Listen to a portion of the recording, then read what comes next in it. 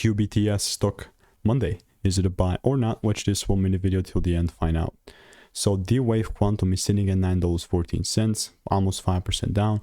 The way that I'm observing this, I obviously want to take things up, like, because it's like such a bullish trend. It's not just that, you know, but just recently I just got a break even, so I'm just kind of sad about it. Obviously, I'm not going to let my emotions dictate my actions, but I've done 34,000 videos over the last 4 years, spent thousands of dollars in course cement chips, and have documented everything. And just like observing QBTS, you can see how good of a bullish trend this actually is, and it sort of like it really just only began being a thing for me, at least since 18th of November. At the time we're sitting at 163, now we're 914, so that's almost like, I would say, 8x.